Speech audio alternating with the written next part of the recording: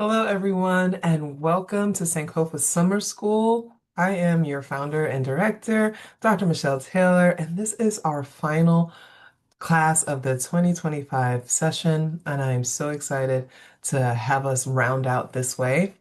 As you can tell, I am actually not live tonight. I had a scheduling conflict, but I still wanted to make sure that I could come and address everyone and introduce our wonderful professor for this evening. Terrell Strayhorn is a professor of education and psychology at Virginia Union University, where he also serves as the associate provost and director of research in the Center for the Study of Historically Black Colleges and Universities. He teaches and advises at colleges and universities across the nation and owns a fast-paced firm, Do Good Work Consulting, that partners with hundreds of schools, districts, colleges, and businesses each year for strategic planning, leadership coaching, training, and more. The author of over 14 books and more than 200 academic publications, Strayhorn is contributing writer for Entrepreneur, All Business, and Psychology Today, to name a few.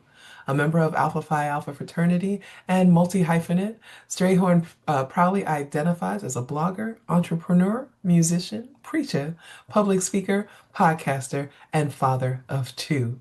And we are so excited to have Dr. Strayhorn here this evening to round us out. I'm going to be discussing this idea of Ubuntu, which is so important to our people. I am because we are. And Dr. Strayhorn, you can take it away right now.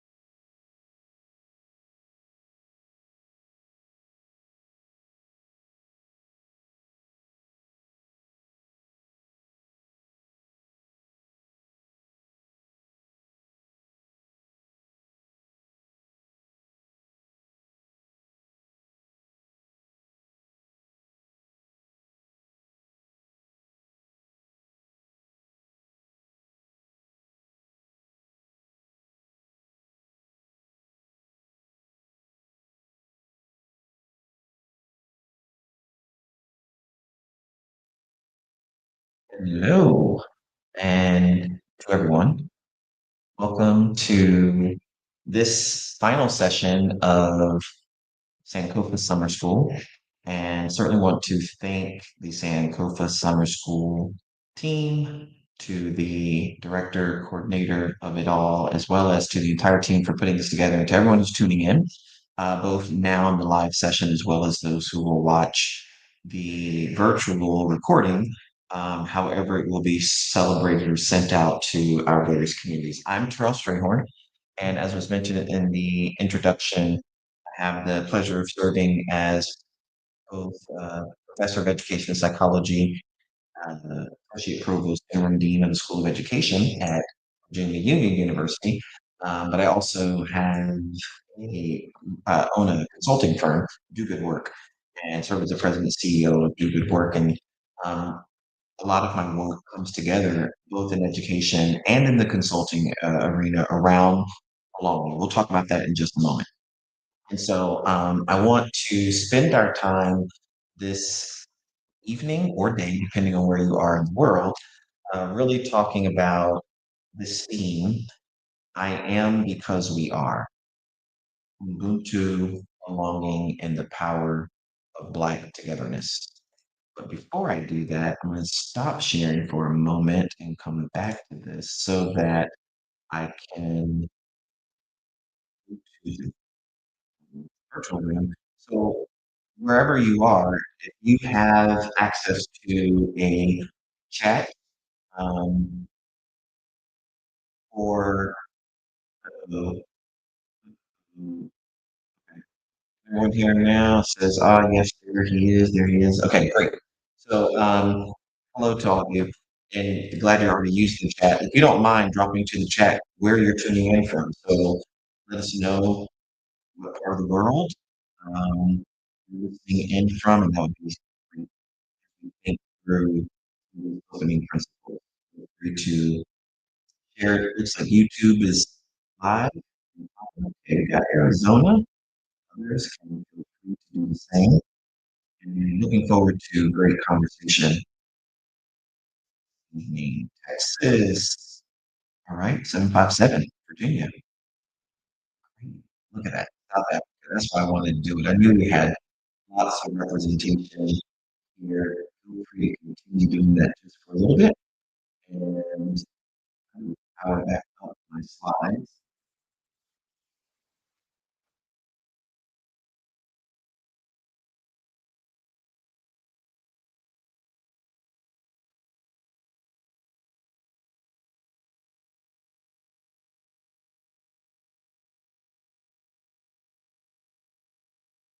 The Lions. New York, great state. If I'm saying it correctly, Trinicia. What part of Texas are you tuning in from?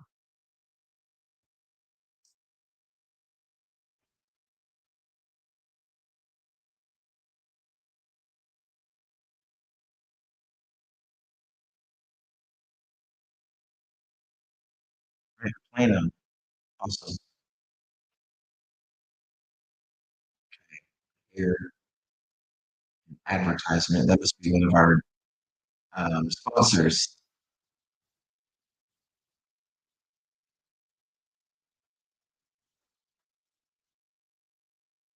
All right. I'm going to keep us going and move us forward in the conversation here. So we have a little bit of a journey that we're going to take tonight, and I want to go over the overview of that so folks will know what we're planning to discuss, and then we can come back and move through the first piece. So one is we'll spend some moments early on talking about uh, Ubuntu, what it is, what it's not, and also feel free to use the chat throughout our time together. If you have comments, things you want to share, other ideas, certainly want to welcome those in the chat. And you can feel free to use it. Won't throw me off. One, I can't see it right now while I'm presenting, but I'll go back to it periodically just so that um, we can have a discussion dialogue. It is intended to be interactive. I also want to make sure by the end I have some time to answer any questions that you might have. Feel free to put questions in the chat. That will also be helpful as we make our way through. So we're going to start off talking about understanding Ubuntu and exploring this philosophy and its meaning in our lives. We're going to then move into some discussion about belonging theory and look at my belonging theory model, how it really applies to the Black experience, and then some historical context tracing the collective power that we have held throughout history as a people, and then moving into some contemporary applications in keeping with the spirit of Sankofa Summer School so that we know um, that there's a history from which we can draw as we sort of move through challenges of the present, and then also keeping ourselves optimistic about what lies ahead. That's the contemporary applications piece. And then before we wrap up, toward the very end of our hour, we'll move into some taking action, concrete steps that we can take to strengthen our community bonds. And again, throughout the session, feel free to use the chat to talk through some things. If you read the abstract about this session, which highlights the principle of Ubuntu, which is this African notion, philosophy that I am because we all are. And in the abstract about it, we talked about this as a spirit that sort of infuses the community. And it's been a guiding principle or philosophy for generations. It shapes identity, both individually and collectively, as well as our spirit of community and resilience. And I remember when I went to South Africa, in my very first visit. No, that's not true. It wasn't South Africa. It was to Gambia. I often tell the story of how I made it to Gambia, went to the airport where I'm going to call him my host brother. I don't know that he was formally my host brother, but he was my point of contact. I was going to speak at the University of Gambia, and he at the time was a graduate student there, a teaching assistant there. So he picked me up from the airport, took me to my hotel, and as I checked in at the hotel, I'm going to call him the manager of the hotel, asked me, um, was I from the US? Am I American? I said, yes. Was this my first time in Gambia? I said, it was actually my first time in Africa, period. He said, oh my gosh, really? And he started talking to me about how proud he was of the fact that I was a professor, um, asked about my educational journey. It was very clear that he drew an immense sense of pride from my educational achievements. And then he discounted the cost of my hotel room and told me, like, the reason why I'm doing this is because you should not spend much time in your hotel room. You've got to go out to the motherland. And these were his words I'll never forget. He's like, she's missed you. And so we got to go out and get reacquainted with her. She's missed you, reacquainted with her, welcome home. This idea that we are all connected together in a sort of fabric or spirit we can't see. It's invisible to the human eye, but very much there. That's the spirit of Ubuntu, the pride that he felt from my educational achievements, as if they were his own achievements. That's deeply embedded in the spirit of Ubuntu. And it captures the profound African philosophy of humanity, this interconnectedness and this communal harmony that even if we haven't seen each other or known each other long as our cultural ties bring us together in a way that are undeniable, meaningful, purposeful, and it recognizes Ubuntu as our humanity is inextricably bound to others. That part of why we're here is not about what we can do for ourselves. It's also about what we can do for others. That who I am as a person um, is shaped by my commitment to being for others. So I often hear stories where those whose ancestral origins lie in one of the African who trace their ancestral origins back to the motherland often will talk about this sense of duty that they feel to others. So you might ask the student, what do you want to do when you grow up? Some students might say, I want to be a doctor, I want to be a lawyer, I want to be a nurse, I want to be a teacher. But other students might say, uh, what do the people need? What's required of me? Where can my skills and my talents be best put to use? So it's not so much about what do I love to be myself, but also what how can my skills and my talents be put to use for the improvement of people, betterment of people, to help other people. Secondly, this and Ubuntu recognizes this personal identity emerges through community. And the best example I have of that is, yes, I am all the things that were mentioned in my bio, but, I am also, um, I identify as Black, as African American. I'm a son. I'm a member of a fraternity group, and my identity, personal identity, emerges through my connection to other people. Um, it was mentioned in my bio the various roles that I play my university. Well, those roles only make sense when you appreciate them in the context of community. So I'm the interim dean of education, but for that to make sense, you got to know that we have a school of education. And for there to be a dean, the dean means nothing if it's not for the people. So you've got a staff, you've got a faculty, you've got a group of students, you have alumni who really give shape and form our community. We call it the Evelyn Reed Fairfax School of Education at Virginia Union University. Personal identity is important, but it emerges through community and connectedness to others, which is why connectedness and belonging matter so much. And the third is success is really measured not by how many certificates we hang on our wall, not by how many trophies we win, but success in a Ubuntu sense is measured by how we uplift those around us.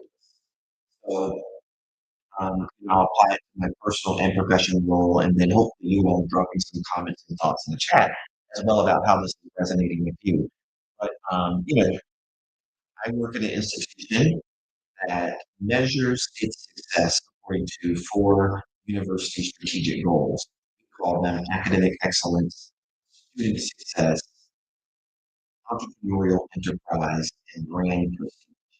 So when our students excel academically, and when they are successful, undergrad and grad, when we are innovative and creative, how we build our enterprise at the university. So we're not just one campus, we become multiple campuses. We're not just one school, but we expand our school and our degree offerings.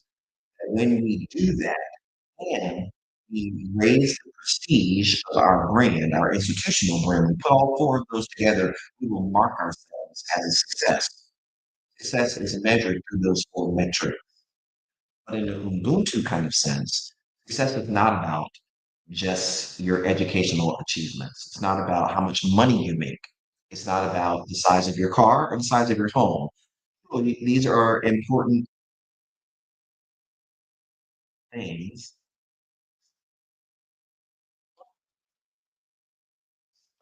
For a second. Can you all hear that noise? Sounds like a commercial.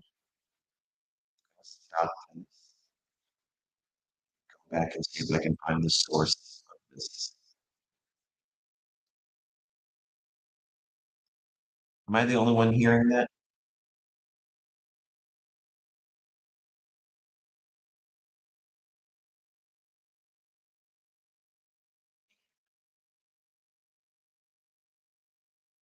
Let me go back, but it happens. Let me hear me. Okay, great. I don't know what's coming from. There is some advertisement being played somewhere or something.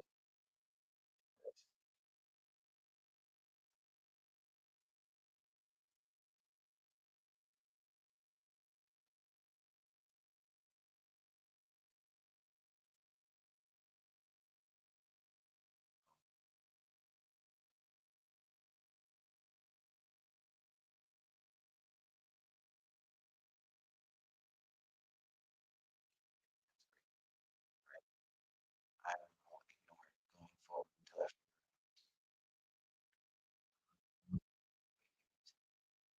oh,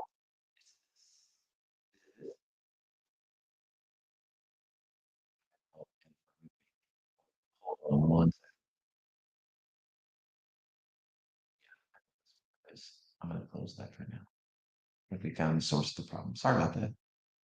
Oh man, they trying to tap this up. They are. I know. They can't get our Ubuntu for free. They gotta be a participant in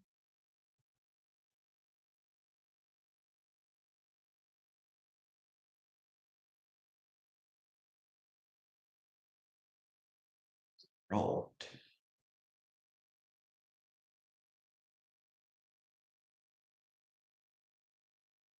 See here. This should work. Okay. So so personal identity emerges. Okay, so success. We were talking about success and how um, success is not measured by your educational achievements, by how much money you make, how much, what size car. I'm not saying these things aren't important to people, and I'm not here to judge. I mean, I think um, you work hard and likely, and as a result of your hard work and effort, you receive a salary or pay, and that you can use those resources to enjoy some things in life. And I personally believe that a balance of that is appropriate. Uh, I just lost my dad. He passed in April, and I remember my dad was a hard worker. I watched him work very hard my entire life to take care of his family. But he would often say things like, one day I think I'm gonna take a little bit of money and buy me he had a trunk, and he always wanted this like kind of utility case in the back of the trunk. And he said, "One day, take a couple of dollars and go buy me that utility case." And I thought he certainly should, but he never did. He bought my mom what she wanted. He bought us what we wanted, and I think watching him make those sacrifices were beautiful lessons on taking care of your family and duty and responsibility to others, deeply embedded in the spirit and the philosophy of Ubuntu.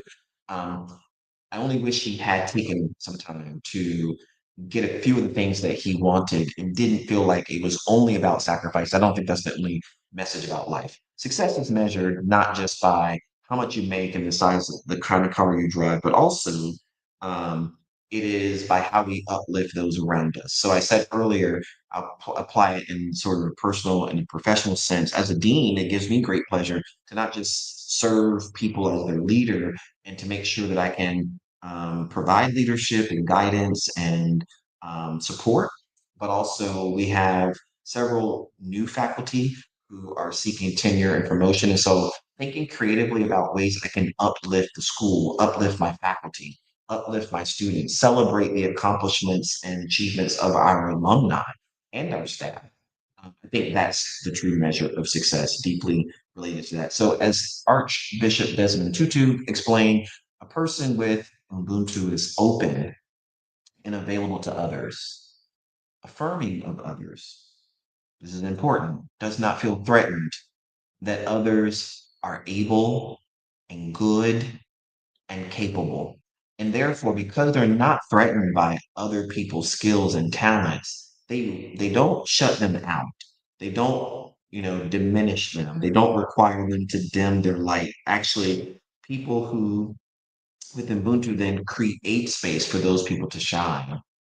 And it's more about calling people in versus shutting people out, finding ways that you can bring more people to the table or celebrate their achievements. That's what that philosophy is. And that's what it really takes to foster the sense of belonging we'll talk about in a moment that will ultimately bring us together in new and different ways. But before I go to the next slide, you see on the screen, here's a chat question. Share a moment when you experienced Ubuntu in your life, your own life, a time when community support was essential to your success or well-being. If you don't mind dropping a few of those comments, ideas, recall a time, moment. It could be a moment in your childhood, your adulthood, this week, last week, um, where you experienced Ubuntu in your own life, and give you a second to do so.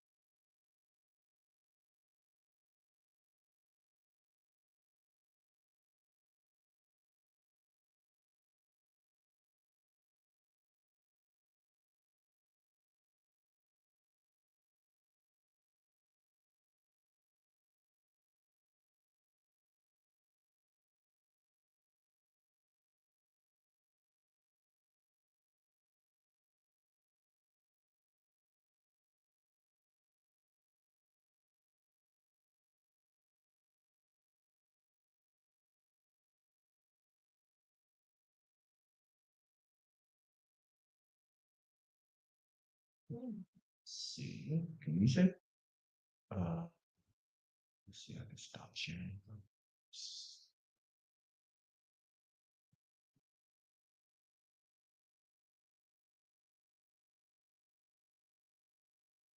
All right. Thank you, Violet. Appreciate that. Tough question.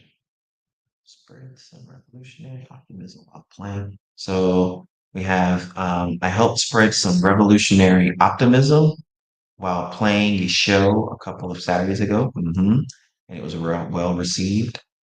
Uh, Family helping each other after surgeries and after layout. Layoff, absolutely. Um, I like that. I like this. Keep it coming. I remember, I don't know if you've ever gone to, what is it called?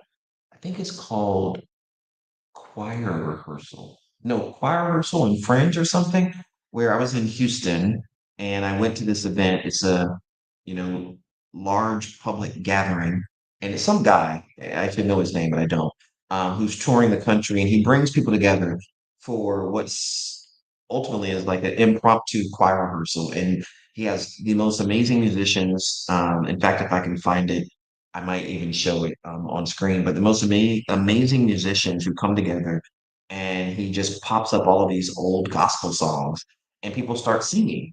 And of course, people who are likely to be attracted to these kinds of events usually have some sort of choir experience. So you've got altos, you've got sopranos, you've got tenors, but you also got people who are they don't even realize it. They're hungry for community. Before you know it, the musicians strike up, the people start singing, the guy is directing, and these perfect strangers become members of this impromptu choir, having the time of their lives. And he curates this such that he'll stop, he'll get someone to share their name, something about them. So you start to learn people, their victories and their challenges, their layups and their layoffs.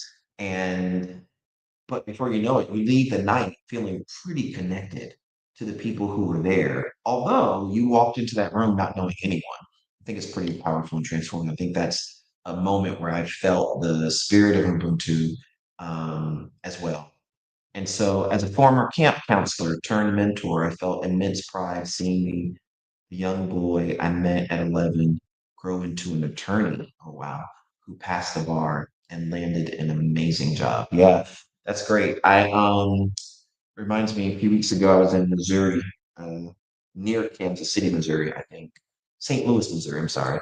And one of my former doctoral students, um, who finished his doctorate under my advice as his chair and his professor at the Ohio State University, took a job at the University of Missouri, and now after 4 or 5 years there, earned tenure and promotion. So his family was giving him like this tenure party, and they asked me to come and speak. And so it was great to go and watch one of my students who's now tenured as a professor, meet his family, all of his lovely kids. That's exactly what's sort of flowing through the spirit of this. You keep that going. I'm going to go back to my screen for a little bit and share a bit more.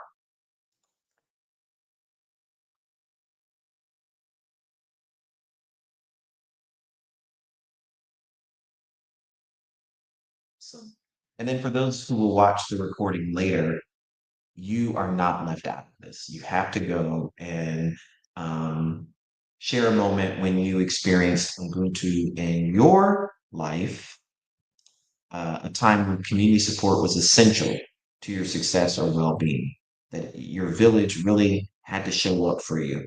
Um, and I think if we pass the virtual mic around, everybody here um, would share something. Now, we know this probably because this is the last session of Sankofa Summer School. Sankofa means go back and fetch it. It's the wisdom of our past, our culture, our people that we bring into the present and draw from to chart a path to our promising future. And tonight, really, or in this lesson, I want us to affect something powerful. And that is first, this African philosophy of Ubuntu, that we are connected, we are um, bound to one another, that our personal identity truly does emerge through community and the ways that we've talked about.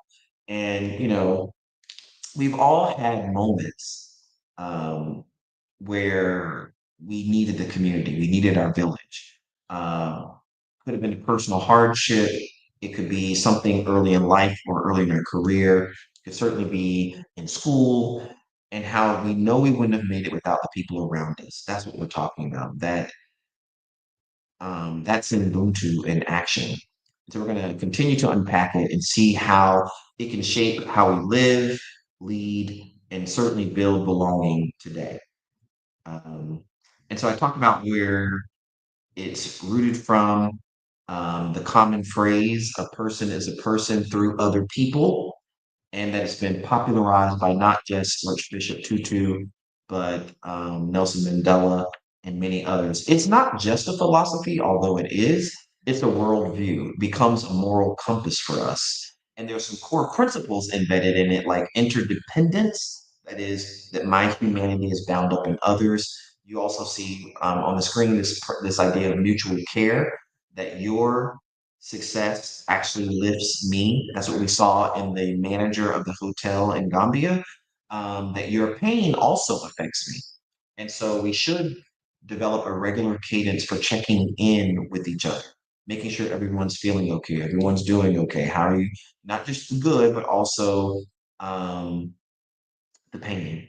And that there's also this collective responsibility that we have that we shape each other's future.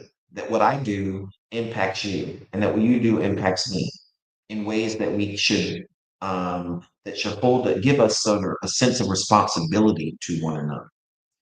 So as you're thinking through that moment in your life, a time when community support was essential to your success and well-being, also try to think of the people who were part of that for you. Um, People or person who helped shape who you are today. It's because of their presence in your life, you are who you are. And while you're in the chat, you can either drop some names, you can drop some roles. Who are those people for you that without them, you would not be who you are? Some of these are supporters, they're parents, their family, their best friends, their loved ones. But then in other instances, we might be talking about specific roles. It might be a mentor, an aunt, a cousin, a supervisor. But here's the other thing that we get from this philosophy and spirit of Ubuntu. For some of us, it's also our motivators. These are people who told us we could not become something, and we derive some motivation and drive from that challenge that fuels our passion today. I remember I had a third grade teacher. I mispronounced the word island in third grade. I called it island. I remember this teacher was laughing at me and was like, "Oh my gosh, you'd probably never be able to read." Clearly, I could read, but this was just a misbehaving teacher. But I remember that moment where my whole class, all my friends laughed at me, but I looked up and my teacher was laughing.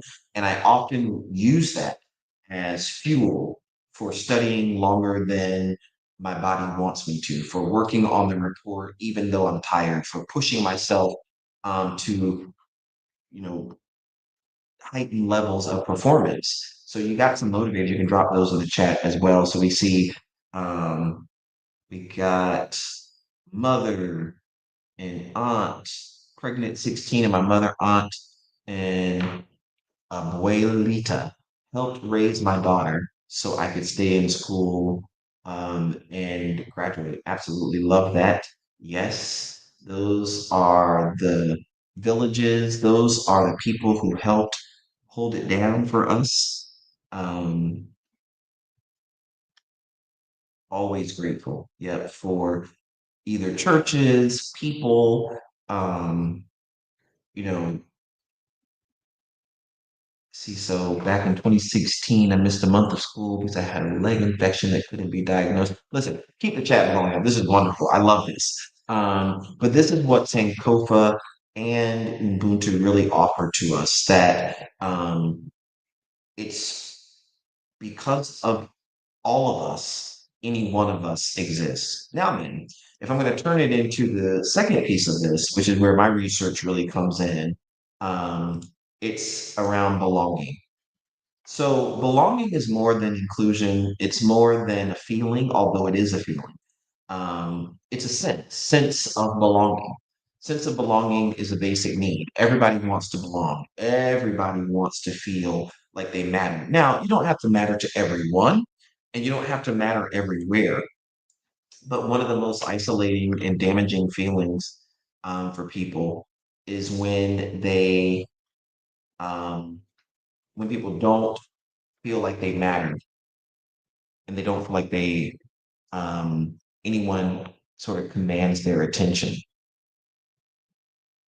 So, what we often talk about in this is sense of belonging is a basic need.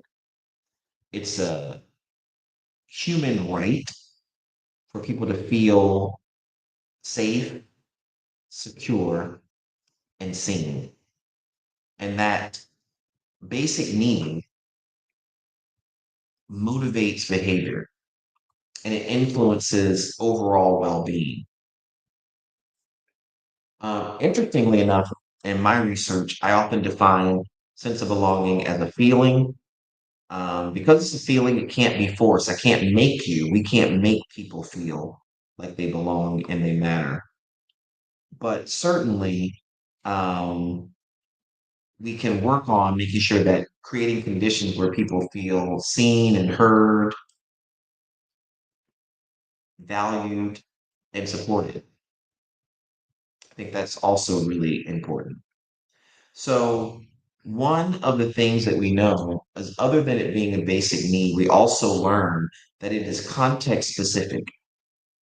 Whether I feel like I belong, the extent to which I feel like I belong really does depend on where I am, the circumstances. So you might feel like you belong at home, but not feel like you belong at work. You might feel like you belong at work, but only in your office, not in the conference center or in other spaces. You might feel like you belong at church, maybe not at home or work.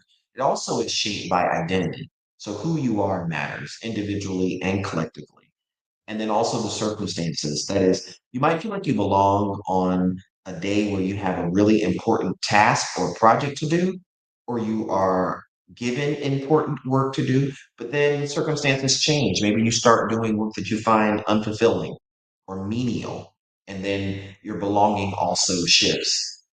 While it is a feeling, it is related to our social connections. It's developed through positive interactions and supportive relationships. So, if we're really going to boost belonging and foster belonging, then we have to make sure that we're creating environments where people enjoy positive interactions and supportive relationships with others around them. So one way to start to infuse belonging is drawing on the notion of Ubuntu. How do we make sure that we are leaving time for connections? Connections aren't just in person. As you can see, there's a lot happening in the chat that we create space and encourage that kind of sharing and connection that we get to know. As I mentioned about, um,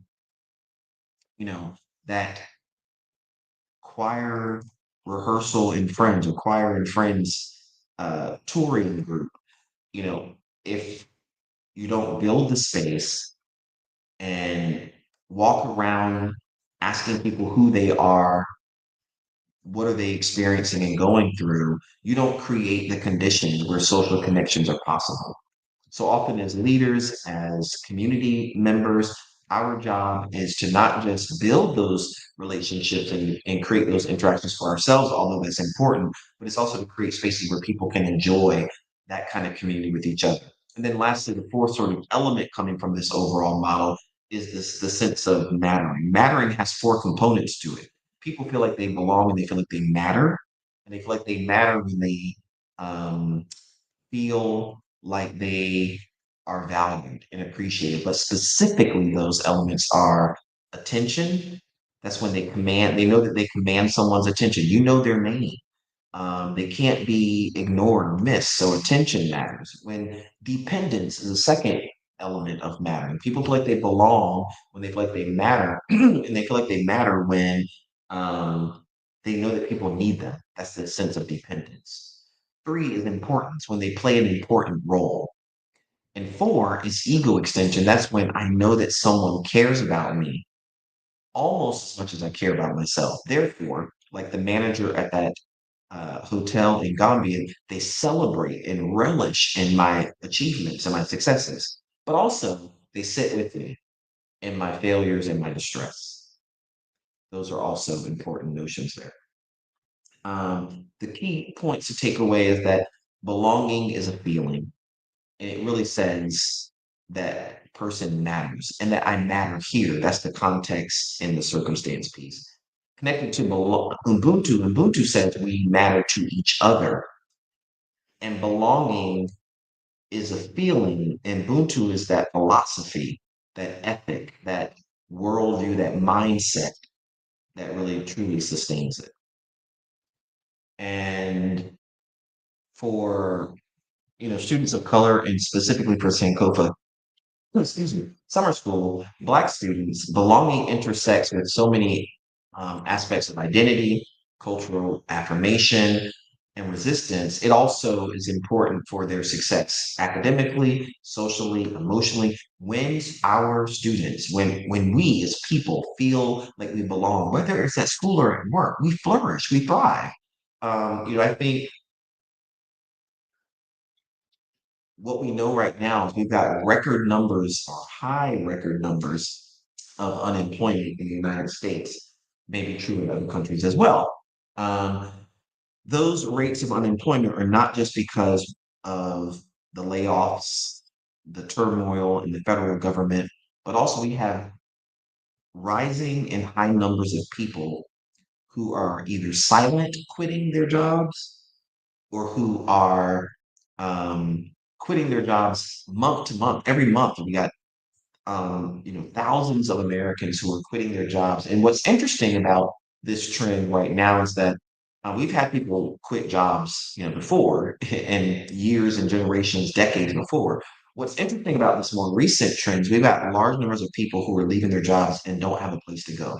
It's not like I have another job in hand. It's not like I know exactly what I'm going to do next, but I am leaving. And I think that one of the things that we write about and people who are writing in the space is the number of people who are leaving their job right now because they don't feel like they matter. They don't feel like they belong at work. So workplace belonging has become this important element, especially post pandemic, where people want to go to work. They want to feel like they're valued, they're appreciated, they're doing something that makes a difference, they're contributing to our bottom line, they're a part of something bigger than themselves, and that they're seen and heard and not just sitting in an office disconnected. I don't know if that resonates with you, but if it does, drop it into the chat and tell us how you sort of weigh in on this matter. What we know is this that community is important not just for student success, but also even workplace success. So now let's talk about bringing those two together. Um, exactly. Yep. We do have lots of workplaces where, unfortunately, people will say that that you're replaceable. That I've got 5 or 6 people who are waiting for you, waiting for this job. I think one of the mistakes we made during the pandemic in the workplace and business and industry is when we started labeling some people as non-essential. I believe all of us are essential, as this slide says on the screen.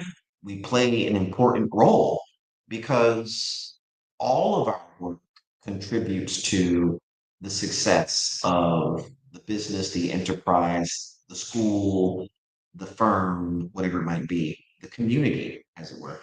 So I remember I was provost at my institution during the pandemic. And as we were coming out of the pandemic the first time, like just initially coming out, I'm talking about 2021, we started having more on campus, a few more on campus kinds of meetings. I remember one day we were about to meet with a donor who really wanted to see our campus. And so, but in that meeting, they wanted to meet with the president, they wanted to meet with the provost, and then they wanted to meet with the head of our, we call it institutional advancement, but fundraising. So just 3 people. But as I was making my way over to the building where we were going to host this meeting, I'm walking outside and I'm looking at the sidewalk and I'm looking at the grass, making my way to the building and looking at the trees. As I enter into the building, and this is during the pandemic, right? 2021, it was different than 2020, but still, the threat of COVID was real. So as I reach for the handle, I'm thinking about the safety and the cleanliness of the doors. I'm walking through the hallway on the way to the room where we'll have this meeting. And I'm thinking about the trash cans that had to be um, maintained. And the point of this is, as I'm making my way over to this room to meet with the donor about fundraising, I'm realizing that my ability to fundraise as a provost at the time is impacted by all of us. It took the maintenance team, it takes the groundskeeper, it takes the cafeteria worker, it's the administrative assistant or the executive assistant who schedules the meeting and the way that they greet the donor on the phone and the communication through email. And when we get into the room, how the room is set up, it takes the facilities team to make sure the room and the temperature is set up the right way. I mean, it, we are because all of us are, right? So we all play a role. So any leader who talks about people being replaceable or non-essential or bottom of the totem pole just doesn't get it. It takes a village. It takes a team to really do the kind of work we're talking about. So the essential power of Ubuntu and belonging in these contexts really come together in the way they're outlined on the screen in a world that's really designed to separate us is really important for us to have times like this during Sankofa Summer School where we can come together and talk about these principles because coming together actually is a revolutionary act. Daring to be united, to be connected, even though the world is sort of set up to separate us, to always point out how we're different, some tall, some short, some black, some white, some rich, some poor, some educated, some non-educated, some digitally inclined, some not plugged in that way, right? We're always talking about the ways in which we're different. And I'm not saying that that's not important to honor those differences, but we also need to create spaces where we come together and that we draw on the power of community and connectedness in ways that will, sort of allow us to go back and fetch it, Sankofa, but to bring it forward into the present as we chart our way forward to the future. So psychological protection is one of these. Ubuntu really helps create spaces of affirmation and validation that buffer against the racial battle fatigue that many of us face in today's society. The stereotype threats that we face in hostile environments. Those hostile environments can be home, they can be work, they can be in the real world, it can be in restaurants where, you know, um, you never know where you're going to face this pervasive presence of racial discrimination or racism. And Ubuntu really creates these spaces of affirmation and validation where we can come together and say that Black and excellence are not in contradiction with one another. They can coexist and they coexist on a regular basis, that we see them show up and glow up in our communities, in our families, in our students in our historically Black colleges and universities as sites of excellence, right? Psychological protection against that onslaught. Also, they come together in ways that offer safeguards to our cultural knowledge and our traditions and our wisdom that might otherwise be erased or commodified. And this is really important in a day and age where we have book banning going on and books that are written by our authors that really celebrate our cultural knowledge, our traditions like call and response, or traditions like many of the folk tales and wise narratives that we pass on, that because they mention race or because they mention slavery or because they mention equity, diversity, are now being silenced, erased, and banned. We need spaces like this where we can come together, pull on our collective identity to safeguard against that attack.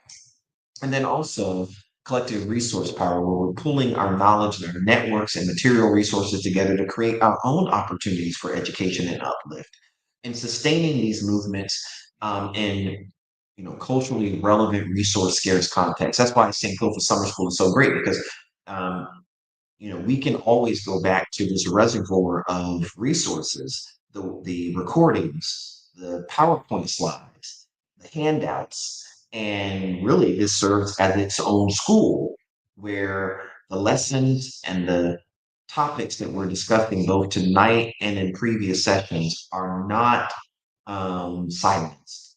They're not taboo, but they are front and center they are the core curriculum, right, from which we draw. And then lastly, political force, that is, unity transforms individual voices into powerful collectives that can demand institutional change and policy reform.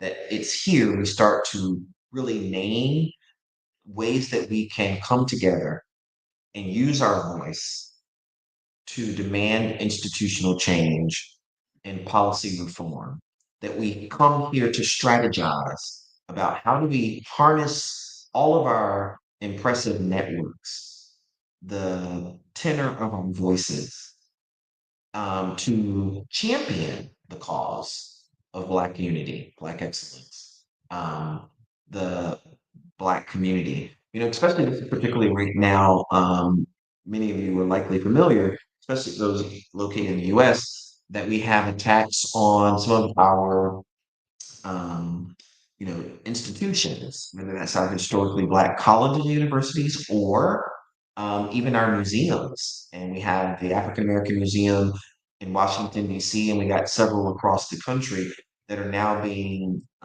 threatened with loss of funding. Many of them are already been impacted with reduced funding, but threatened with loss of funding and even closure. And so, how do we come together and use our individual voices and our powerful networks to advocate for the continuity and future success of those institutions? If you have ideas about that, drop that in the chat so we can share this collective wisdom. But it's important, and this is what Ubuntu and belonging really does do for us.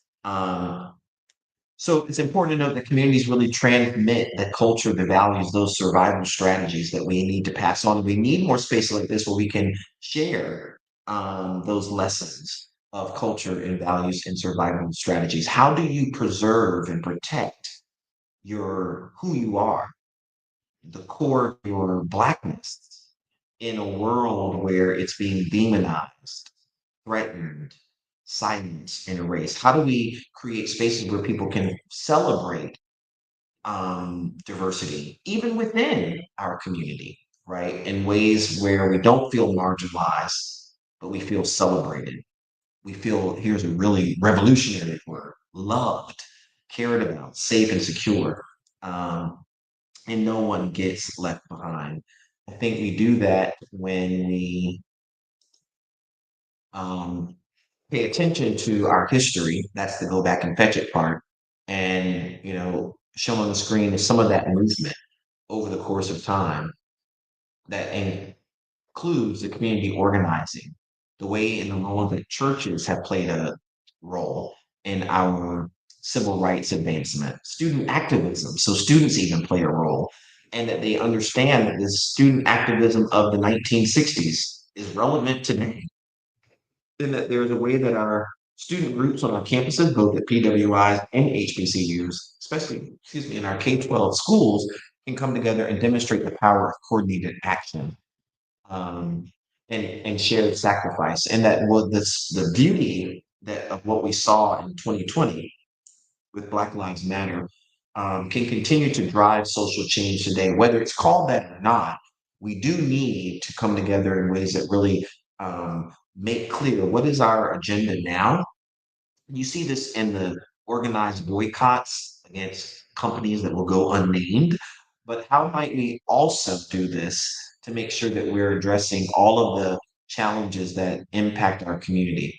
Ubuntu at work is really a part of that. Um, you know, no Sankofa Summer School is what brought us together tonight. I'm also connected with and affiliated with the Freedom School movement and have given talks at their national summer training for several years. I love going to that training. But the village approach to education wins. It does work. And we need to figure out ways to bring and harness this, what we're doing in Sankofa Summer School, what we do in the Freedom Schools, what we do in our historically Black colleges and universities, and likely what we do in our religious and faith communities. We need to bring that forward and really look at it as a model for how we um, advance and succeed in the struggle. that we share resources without ever really expecting something in return. I think that's the beauty of Sankofa Summer School, that these resources and the things that are provided at nominal costs, and that anyone can plug in, especially during the night of the class. How do we do that though at scale for many more people to participate and do it in a way that is still hitting the mark for excellence, but creating the kind of change that we need in the world? Coming up on, oh, this is interesting. Okay. So some practices that we can do in every single life, if we start talking about the call to action is one. Self-reflection is important, examining how our actions impact our community. And we ask ourselves, how am I contributing to our collective well-being? How am I contributing to our collective advancement? How am I contributing to the success of our collective struggle? I think that's a question we can all consider, and we can ask others. It's great conversation to have in group gatherings. So if you're doing that at the community level, at the faith group level, in group chat, that's something you can do. Secondly, that we create belonging for others, that we actively take steps to welcome others, especially those who are at the margin. We learn their names, we share resources, we make introductions, we call more people in rather than shut people out, that we find ways like we're modeling tonight in Sankofa Summer School to share knowledge, that we mentor others, that we create study groups, that we build skill sharing. I'm going to modify that to even say information sharing networks. Information hoarding weakens us all. So, I mean, I love LinkedIn. It's one of the most, I didn't start there. I think when I first got started in social media, I liked Facebook, but I mean, I started getting really into Twitter before it became X. But now that it's become X and a whole lot of other things, I found LinkedIn to be a really great space for crowdsourcing of knowledge. And so, as a writer, as an author, as a scholar, I will write posts, write blogs, share blogs and articles. But how are we doing this? Using the power of social media as a way of sharing information, especially information that's relevant to our discussion tonight around Ubuntu, belonging, and Black uplift. That we are also supporting Black spaces, that we're investing time, we saw it in the chat, investing time and resources in Black-owned businesses, attending and supporting and hosting Black cultural events, and community organizing, whether it is live music or spoken word events or creating space for Black artists and poets, creatives to come together and share their art and to share their gifts with each other. We need more of that, not less of that in today's time. And then we also practice accountability, where we hold ourselves and others responsible to the community values that we're talking about, that we address the harm that's been done individually and collectively to our community. And we do it in a way that's powered through and toward restoration, not exclusion and harm. And then I close with this: our call to action, Ubuntu and practice. Practice, I am because we are. So first, that we connect. And so I challenge or call all of us to action, that we might consider ways that we could form circles with others, at least 3 peers per month. So this is August 7th. So you've got plenty of time still left in the month, that you would find at least 3 people who you could form a circle with this month, meet regularly with them, support each other's academic, personal, professional growth. This could be in person, it could be remotely, you could power it through Zoom, or it might be even a group chat through your smart device. Secondly, that you would create a project that serves a need in your community. This could be individually or collectively, and that you would document how collective effort makes it possible. And that documentation doesn't have to be written, although it could. It could be captured through images and videos and stills and reels. That's a creative way of really moving this into practice. And then lastly, contribute, that you would find a way to volunteer at least 3 hours a month with a Black led organization working for community empowerment. And for those who are listening now, or those who will listen later, if you know some organizations that are looking for volunteers, drop it into the chat and have a link, put it in the chat so that people can know where they can go, that we can connect, we can create, and we can contribute as a way of fulfilling this call to action for bringing Ubuntu in practice or putting Ubuntu in practice. Remember, if you want to go quickly, go alone. But if you want to go far, go together. Thanks for your attention in tonight's lesson and the closing lesson of Sankofa Summer School 2025. Let's all go far and go together. Thank you.